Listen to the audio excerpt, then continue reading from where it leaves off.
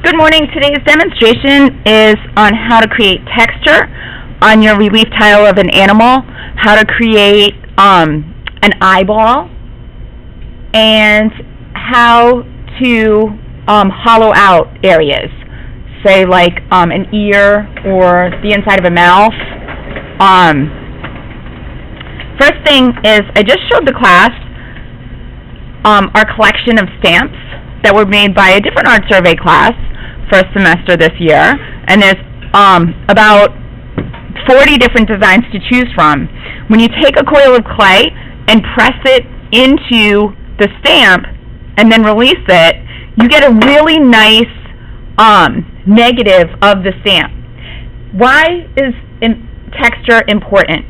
Texture looks absolutely great on clay because it holds paint, underglaze, and glaze differently. And by holding, I mean, imagine a glass over this, like a colored glass over this surface. It would be darker in the recessed areas and lighter in the raised areas. And it just looks beautiful in the end. We'll talk about that more when we talk about glazing. Another thing you can do is apply paint or underglaze to a bisqued or once fired piece of clay.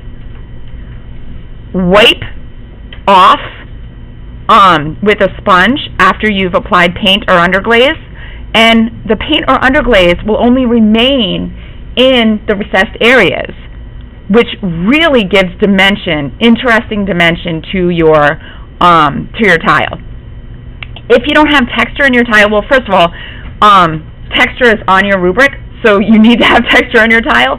But if you wouldn't, then all the surfaces look the same, and all you're really changing is the color.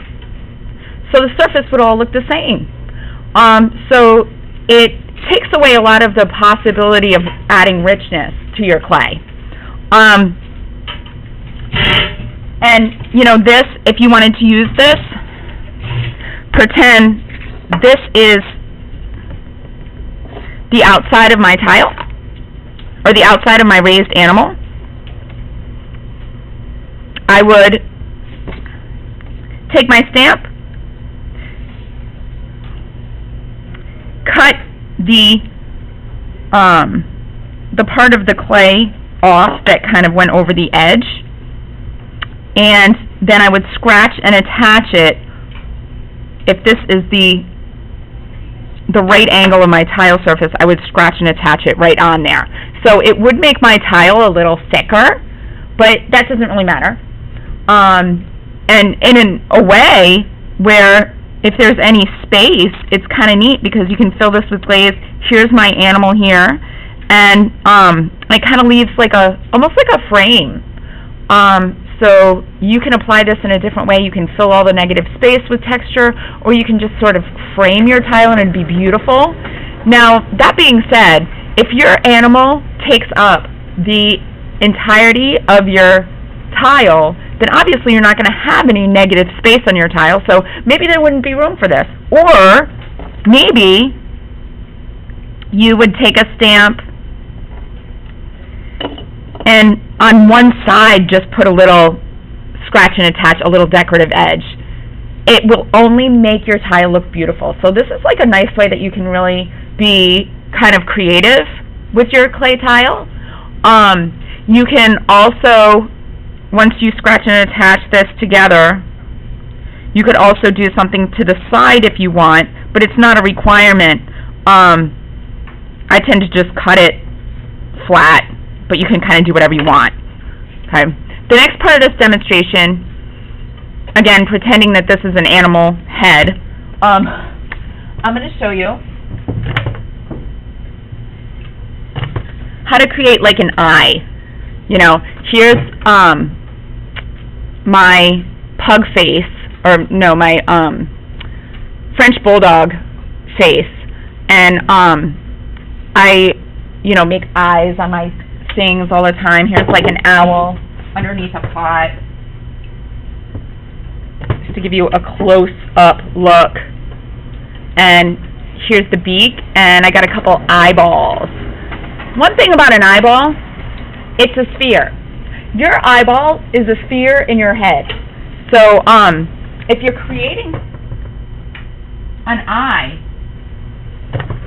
which most of us will be doing, instead of just, say, drawing it on, why not stick a hole where the eye goes, or if it's really tiny, you can use kind of a tool, a handle, make a hole, take a piece of clay, ball it up, and your question might be, how much clay do I use for the eyeball? Well, it has to be just enough to fit in the hole that you made. So for demonstration purposes, I'm not going to use the tiny eye. I'll use the bigger one because it's a little easier to see on the screen. Ball it up. Stick it in the hole. For a mammal, you're going to make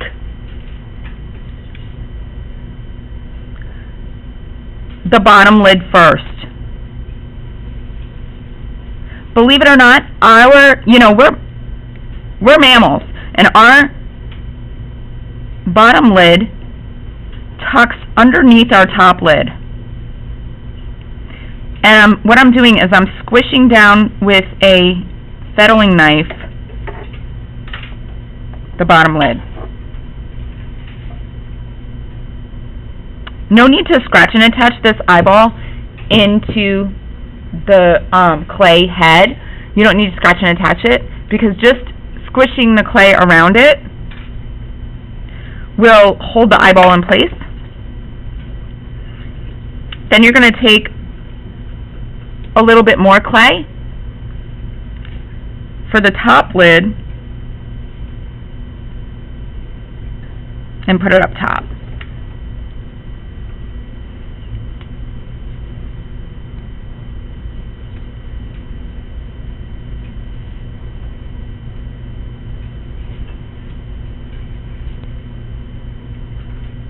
Remember what I said about texture and eyes?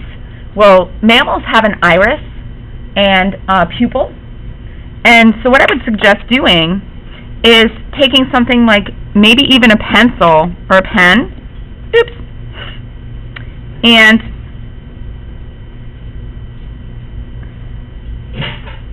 poking a hole for the pupil. Reason being, black glaze runs. So, especially on a sphere. Imagine if you're trying to paint a sphere with this black glaze, it's probably going to run. But if it's in a hole, then it kind of stays there where you put it. And then, to get the iris, we have striations in our eye. You can kind of go like this. It's pretty cool. And this tool that I'm using right here is called a ribbon tool.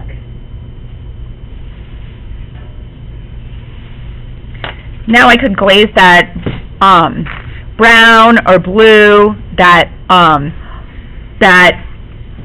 iris, and it's going to look really awesome. Okay? If you have, let's talk fur, and let's talk, first, if your animal is a bird, starts the same way. Eye's probably going to be smaller.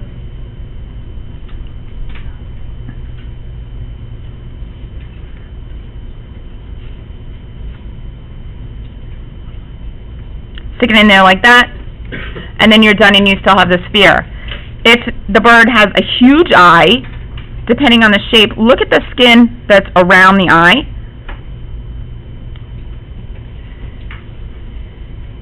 In some cases,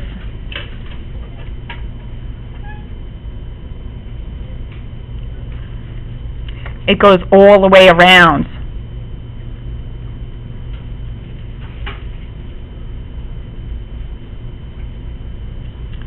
Depends on the shape of the animal eye. sometimes the eye's all black, and then you don't have to put a dot in or anything like that. But if your animal has eyelashes, you can put a second lid on. Oh, but it's not really a lid. And then put your finger behind it.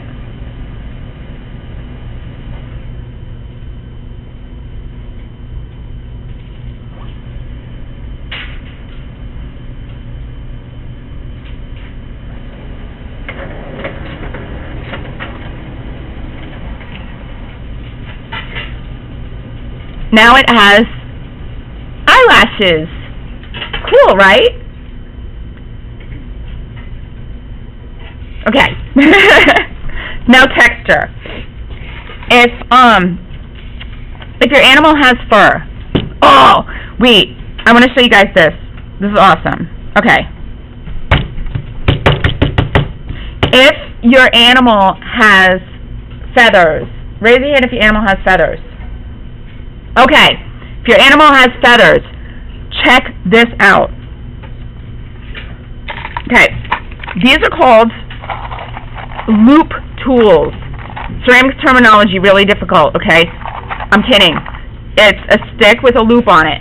Watch this.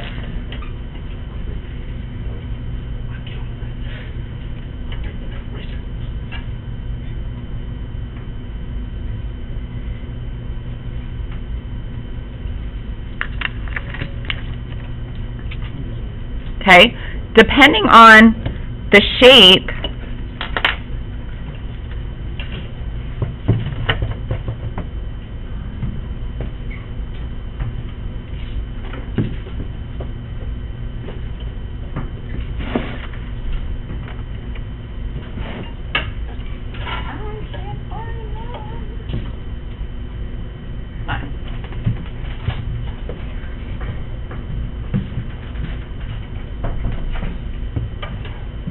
go.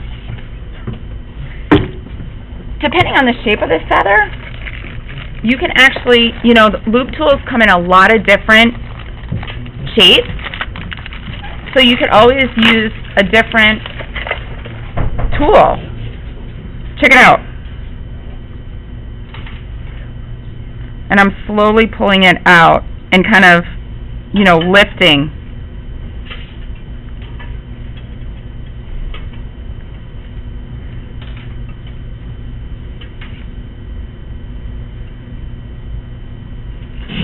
And this clay is like a little wet. The best thing is if you mess up, boop, boop, boop, just kind of go like this.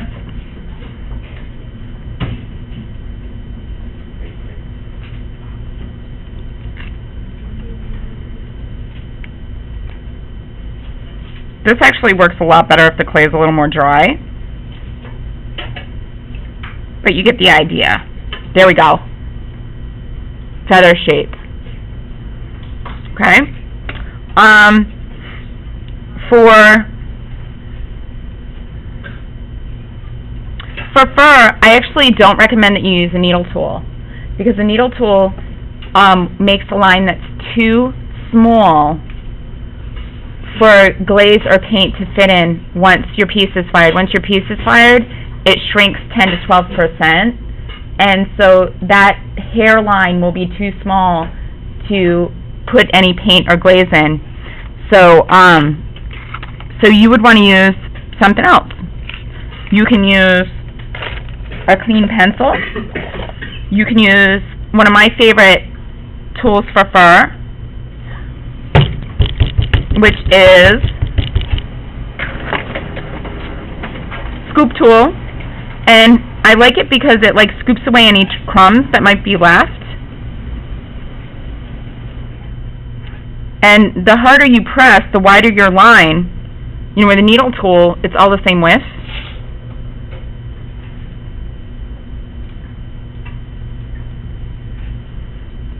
This gives you a really nice idea.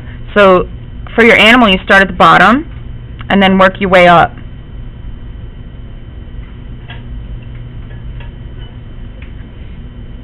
and that way you don't really see the root of the fur, you just see like the nice like delicate edge. Then when this is dry, you can wipe off any extra crumbs that happen to be left. But a needle tool would leave a lot of crumbs and be really difficult to add glaze to. Now, if you have an ear,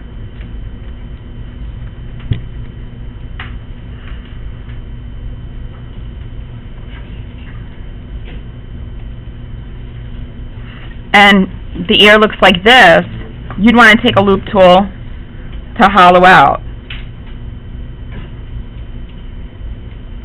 And in hollowing out the inside, you can also kind of create some of the texture or edge.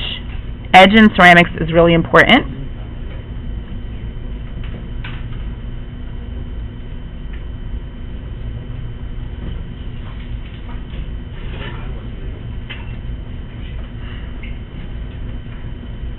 And you can always take a knife. See how mushy that looks?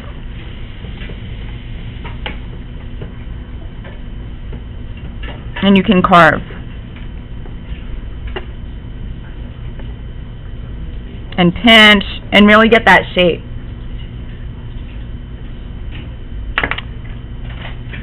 Save the ear. Needle tools are also what you would use to carve out the back. You know how we built up our clay surface to get those levels of relief? You would take a loop tool to carve out underneath.